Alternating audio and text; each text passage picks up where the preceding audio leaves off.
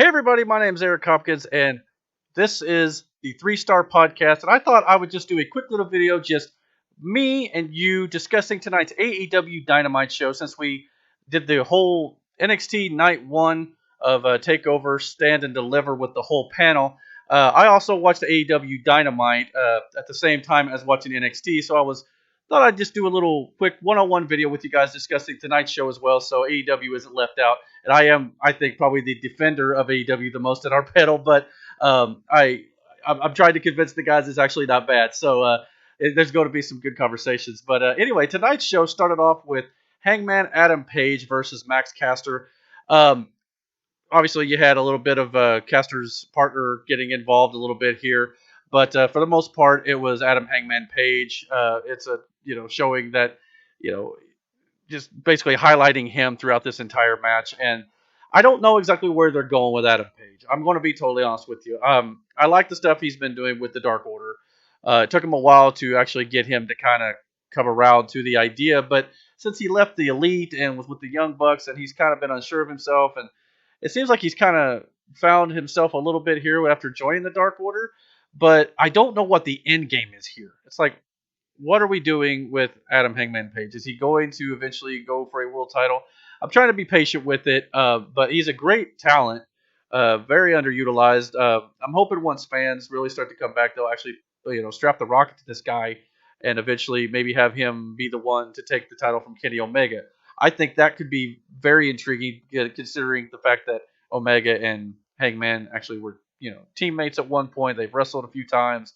So I know it's something they've done already a little bit, but if you could push Hangman a little bit before then, I think it would be, a little bit more rewarding at that point, and hopefully with the fans back, they would get behind him, and it could be an actual very good title change and would push a new star. So that's my hope, but we'll see what they do. After this, we had a segment with the Death Triangle. They come out for an interview with Tony Schiavone, but they quickly got interrupted by the Best Friends with Orange Cassidy, and apparently a new member to the Best Friends, Chris Statlander. This is just basically, to me, was setting up what looks to be probably a 6-man at some point. I'm not sure all the matches they signed for next week. I know it was during the show, but I was trying to, like I said, watch NXT at the same time for that review. But yeah, this could be a fun 6-man, I think. I know AEW gets some criticism, especially from the panel on the whole group there, sometimes of them being spot fest sometimes, and I totally understand it. But I do enjoy the 6-man tags in AEW. The criticism's fair. I'm not going to lie. There are things about the tag matches and the 6-mans and the spot fest, but you can say that about any company really having the spot fest. NXT was doing some of that tonight as well in their tag team championship match. But I do think NXT tonight was the better overall show. But I think it's a little unfair to compare tonight's NXT takeover with the standard AEW Dynamite. Two totally different situations. One is a conclusion to a WrestleMania build, so to speak, and the other one is just weekly television. But I fully expect NXT to take the ratings win on the final night when they're on the same night here on Wednesday. But I'll be very happy come next week when NXT moves to Tuesday, because then I'll be able to watch both shows and really get invested in the storylines for both, instead of just kind of having to choose one or the other. But yeah, overall though, I think this segment worked well. I know I'm looking forward to this match. I think that all the workers in it are pretty good. I know like Orange Cassidy has some detractors as well, but I think when he actually turns it on, he's actually a very good young talent. So Chris Statlander, I do think she still needs some work here and there, but I like the character. I like the gimmick, and I'm glad that she's back. I'm glad that Trent's back, and they're both healthy. And I hate to see the Laredo Kid go, though. From what I heard, he went back home. But it should be a fun match now that Pac's healthy again, or at least he appears healthy. They had him out here tonight. So whenever they do that, it could be very fun. After that, we had the Inner Circle coming back out to return to Dynamite after being destroyed by the newly formed Pinnacle. Jericho cut a hell of a promo here. This is one of the best promos I've heard in a while. And of course he teased and basically set up the fact that they're going to do the Blood and Guts match that they wanted to do last year before the pandemic hit. that they had to put on hold due to fans. Now, they scheduled this for May 5th, which is a Wednesday's Dynamite, which I know they kind of do these Dynamites where it's kind of like, pay-per-views that kind of, take place in between the big shows that they do about quarterly. So I'm glad to see they're going to do Blood and Guts, but I kind of wonder if maybe they should have waited till the big quarterly show to maybe do this one. But I don't know if their plan is to maybe have more fans in time for that match. I know that's a little less than a month away, so it's not that far off. But either way, I think this blood feud could be very fun. All the guys seem to have chemistry together, and especially when Jericho and the Inner Circle returned last week and destroyed the Pinnacle in the dressing room and all that stuff. I thought a lot of that was done great.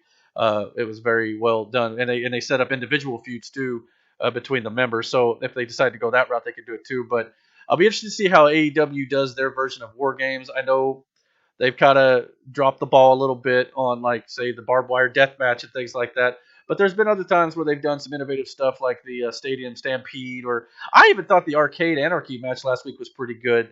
But and I understand why some people, AEW is not their cup of tea.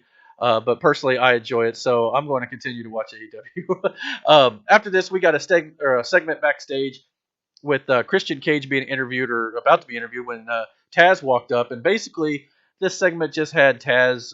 He was trying to recruit Christian Cage to join Team Taz, which would be interesting if he did join. It may be two guys with the last name of Cage on that team, unless Brian Cage splits, which they've teased that could be coming as well. I don't know. Obviously, I don't think Christian Cage is going to join Team Taz. I think it would be an interesting dynamic, but it sounds like he'll probably feud with some members of Team Taz, building up Christian on this roster, because I don't know if I know they teased Christian going after Kenny Omega on Christian's first night on Dynamite, but I honestly think that they have realized, I don't know if they changed their plan or if it was always their plan, to take their time with Christian and build him up properly, and by doing so, get him some wins, get him get the record under his belt, and by the time he actually challenges Omega, if he does, hopefully he'll have some of that ring rust knocked off, and obviously it'll be a little more credible in the win-loss column, because putting him up against Omega right now just doesn't make any sense. So, and Omega's clearly not going to lose the title, I think, anytime in the near future. I mean, it's starting to become a little bit longer of a run, but it's not been that long. So we'll see what they do with that. But after that, we got a tag team match with Bear Country, Bear Boulder and Bear Bronson versus Jurassic Express, Jungle Boy, and Luchasaurus. This looked like a lot of fun. From what I saw of it, I didn't get to sit down and watch it all in depth, but there was one spot in particular where Luchasaurus springboarded off the rope to the outside. I thought anytime you can see a big guy like that, go, to that level, is incredible to me. I think Luchasaurus has got a lot of potential. I'd actually like to see him one day get a world title run in AEW. There's a lot of guys in this company I think has got a lot of potential. And Luchasaurus, I know he's got the size and everything, but he's also agile for a guy that size. I sometimes think, he needs to be a little more polished in the ring. He's not 100% perfect at all times. But, I mean, this is a young company, and I know everybody likes to criticize AEW because, they have some botches or some missed spots. But you got to understand, this company also has only been around for, I believe, 2 years or less, and probably on TV for just a little over a year now. And they don't have all these shows throughout the week like you say WWE used to have, where they have these house shows. Now they do have Darks, which I think is the whole reason they have the Dark Elevation and the Dark show on YouTube, to get these guys and some of these great wrestlers some experience to flesh out their skills, and hopefully within the next year or whatever, some of these talents can actually become more, I don't know, less green, or whatever you want to call it, to where they're ready to shine on the big stage. And the way this talent is, or this roster is expanding, I know AEW had said they'd had plans to add another hour of television. That did not include the Dark show. So they definitely have enough roster, space to, contribute to a second show. And I think if they were to do that at some point, I want to say I heard maybe by the end of this year they were talking about it, but I could be wrong. But if they do, I think it'll be good to get these talents experience. So after, by the way, Jurassic Express won this match to finish out the tag match here. After that, we got the second best promo of the night in a segment that was pre-taped with QT Marshall. He was basically sitting in the Nightmare Factory, looks like their gym or their trading facility there, and he basically said, he is the factory now. I love this. I thought, he basically even called Cody, quote, a bargain brand Sting, which I kind of got a chuckle at. And then he introduced his three fellow teammates, Aaron Solo, Camarado, and Agogo, which we saw beat up the Nightmare Family or the Nightmare Factory or whatever you want to call Cody's group last week. Again, this is another thing with AEW. They've got a lot of factions, and I know it's a heavy criticism of them right now. But I do think there's potential to use these factions in constructive ways. And one of those is to take young talents like these three, put them with QT, who already has a stemming relationship and a feud with Cody and Arn and Dustin and all the Nightmare Factory. And if they can do this right, I don't know if they're going to do this thing maybe at Blood and Guts to where maybe they have all the factions, who are feuding right now. Maybe have a night full of factions matches. That could be an idea. I don't know if that's where they're going to go, but I think it's definitely got possibilities. Everybody just needs to wait. I know a lot of times wait and see in professional wrestling, especially sometimes with WWE storytelling. We can already tell sometimes it's going to be garbage. In this case, I'm not so sure yet because we got to remember New Japan Pro Wrestling had lots of factions, and it was very popular, still is very popular. And a lot of these guys who work for AEW have come from there, so they may be just trying to integrate a little bit of that into their shows. And if that's the case, it could very well pay off for them. We'll just have to wait and see. After this, we got yet another. I'll criticize this. Another segment where Tony Schiavone was supposed to interview Sting. Look, I love Sting. I respect the crap out of Sting. He's had a long, amazing career. I don't know. I mean, yes, he's got name brand value, and he's going to bring in eyeballs to this company, and I think that's a good thing. Now, I don't want this to become TNA of old or Impact of old, where all you do is bring in the old guys and just completely let them run the hen house. But the guys they seem to be bringing in who are of age, like Sting, Christian Cage, there's probably some others like your big shows or whatever. They do bring them in for their name value, but so far they've not. Jericho was another. Outside of him, Jericho, who did win the world title, the first world title, which I get because they were a budding company. You get a name brand or a name value to win the first world title to get eyes on your product. I get it. But the other, older talent, they've not really put them in main event level feuds yet. Like I said, Jericho's the one exception, but I understand why, for good reason. But these other guys, they seem to be using to build some younger guys, or at least put them in feuds with younger guys to get them over and to develop their younger talent. So for that, I highly respect what AEW is doing because they also, I think they seem to understand it is about the future instead of bringing back guys like Goldberg or, things like that. Some guys past their prime using Undertaker every year at WrestleMania, which don't get me wrong. I, again, respect the hell out of those guys, but there comes a time where you do have to eventually hang it up. And, we've only seen Sting in one match. It was a cinematic match. And clearly, he may not even been doing half the, the falls or the stunt work because, with face paint, it's easy to put a stunt double in and things like that. So, I just feel like they, in long term, I think what they're doing with the older guys may pay off. So I'm going to wait and see how they do on that. But I like, during this segment, Lance Archer come out again, and basically they're teasing a fight between the two. But I don't know where they're going to go with this. Obviously, I think this is an attempt to get Lance Archer over with Sting giving him the rub. But I don't know exactly, what you do here. Do you do another cinematic match with Sting? I mean, you could do like a street fight type thing where, you could do a lot of smoke and mirrors to hide some of Sting's, weaknesses at this point at his age.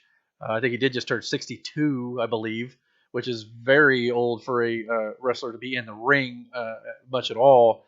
But I mean, Sting looks great for his age, and he took that powerbomb a few weeks ago like a champ. But I just don't know where this is going to go. Obviously, it's leading somewhere, but again, it's just kind of, I don't know. I kind of want to wait and see. But as long as this doesn't become the Sting show. But again, you got to get away from these constant interview segments with Sting. We got to do something different because this has been almost every week since he's debuted, and that's got to stop. I mean, I think most AEW fans are probably going to start to get sick of that pretty soon. Um, After that, we had another segment with Team Taz in the back, talking like, Christian. We got Christian on the table. He might join us, but it wasn't a big segment really. Then we had a singles match for the TNT Championship. Darby Allin defending against a Dynamite debuting JD Drake. I'm not gonna lie. I mean, a lot of this was your typical, Darby Allin, just killing himself, throwing himself around the ring, and just, But there was a spot in this match that I thought was really cool. That JD Drake, I believe he jumped off the middle rope and he hit Darby Allin with a flying leg drop, and it just folded Darby completely in half. And I thought that was actually a really cool spot. But in the end, Darby Allin does retain his TNT Championship, and this it was an okay match other than that. But this is clearly just to give Darby some wins here, build him up, and they're obviously going to do the Matt Hardy match next week. I believe they did say for the TNT Championship. And earlier, I forgot to mention Hardy's faction came out during the Best Friends segment with the Death Triangle, and they attacked Orange or the Best Friends and stuff, and then the Buddy got involved and was going to clear off the announce table, which would be interesting because if I noticed that when she called to have the announce table cleared off, they didn't do it, but it's interesting. They've never put anybody through an announce table on AEW that I can recall. Well, maybe once, but it's been few. I think somebody dove over the announce table once, but I don't know if they actually put them through. But during the scuffle, Ty Conti got involved as the Dark Order come out to make the save, and so that was kind of a prelude of things to come tonight. Next up, after the Darby match, excuse me, was the segment with the Pinnacle attacking Jericho in the back, and then they drug him to the ring. It looked like they were about ready to throw him, through a table or something on the outside. And went out of nowhere. He was announced on Twitter earlier today that he was going to be there. I think as a distraction, like, hey, we're over here. NXT Night 1 Takeover is going on, but hey, we've got a show too. Here comes Iron Mike Tyson. Comes out and makes the save for Chris Jericho. Okay. I mean, the last time we saw Tyson, he was here falling asleep at ringside and was, in a feud with Jericho, so to speak. Now, maybe I'm missing something here. But a mutual respect thing might have broken. I don't know. But he come out here and make the save for Jericho because the Pinnacle had locked the rest of the Inner Circle in the back. And Tyson was giving these shots to Shawn Spears. I mean, clearly tried not to hurt him, but I mean, Tyson looked good for a guy his age, and he's definitely in fighting shape. And apparently, I guess they announced next week a match. I can't remember who the participants were off the top of my head, but I guess Iron Mike Tyson will be the special ring enforcer. I think it was one of the FTR members. Versus one of anyway, it was one of the two from the factions there. But yeah, they're going to pull a WrestleMania 14. Looks like it have Iron Mike be a special enforcer. So. I mean, I don't know. Maybe we'll get a little more clarity on why he helped Jericho. So, I mean, we don't always have to have things answered the week of. The thing about slow building in wrestling is let it get marinate, let it simmer, let the fans talk about it, let it simmer, and let them speculate, and we'll see what they do.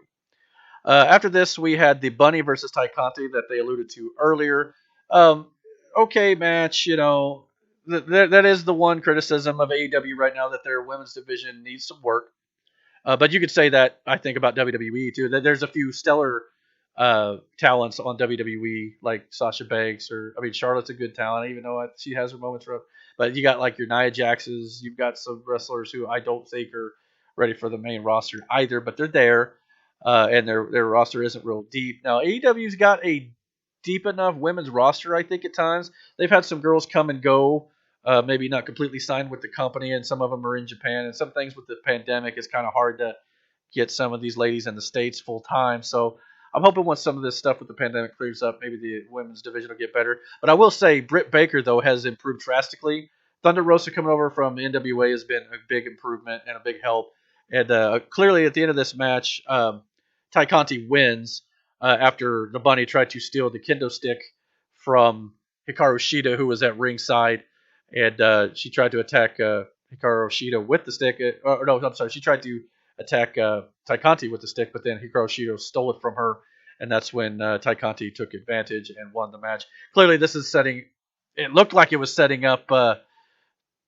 I mean, you could do Ty Conti versus Hikaru Shida, I think, because they've been building Ty Conti a bit. I think she lost last week, which I didn't quite understand. But she's been improving a bit, too.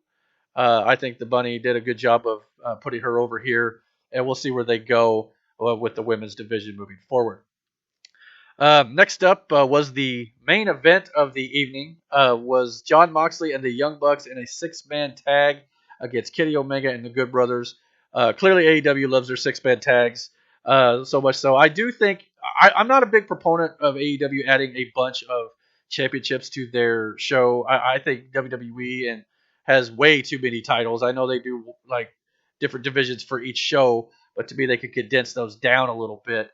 Especially in their tag division and their women's division. It's like if you merge those divisions, I think they'd be more reputable.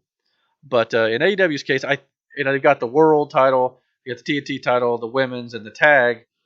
I do think that I don't think they need to be adding a women's tag anytime soon. But I do think that adding a 6-man tag team title could be good. And rumor has it that may be coming. Since they do like to do these matches often. So it would make some sense anyway to have a 6-man division or a 3-man team or whatever. But anyway, this match was pretty entertaining. Again, kind of spot festy for AEW. But a lot of the story in this match was the story they've been telling after the Young Bucks broke away, from the Elite. And, Kenny went his own way. Hangman kind of went his own way. And it's kind of been the Young Bucks, like, kind of not knowing where they're going a little bit. And like Kenny's kind of wanted them to join doing the Too Sweet, and they've been reluctant to join him based on his actions, especially Matt Jackson. Nick has been more sure about not getting involved, or just kind of doing his own thing. I think for the most part, but Matt's been the conflicted one more. And in this match, there was opportunities for Matt to take out Kenny Omega, and he didn't do it, and got to a point in the match where even Nick was kind of looking at him like, hey, we're in a match. We need to win this. And Matt was still struggling with it, just wouldn't do it. Then at that point, Jon Moxley got involved. And he's basically, butting heads with the Bucks. And like, if you ain't going to do it, I'm going to take him out. And so he starts, doing the Moxley DDT and, just chokes, put him in a chokehold and, basically looking at the Bucks like, what are you guys doing? And it was at that point the Bucks turned on Moxley and they kicked him in the square in the head when he had the match probably won to beat Kenny Omega. And the ending of the show basically saw, Kenny Omega pinning Moxley after he was taken out by the Bucks. And it looks like they finally pulled they've been teasing it, but the way they were selling it at the end of the show, that the Young Bucks finally have joined and have resolved that they are joining Moxley and the Good Brothers. And they're going to be yet another faction for the looks of it. So I understand there is a lot of factions, but I'm just kind of wanting to know what they're doing. We'll see.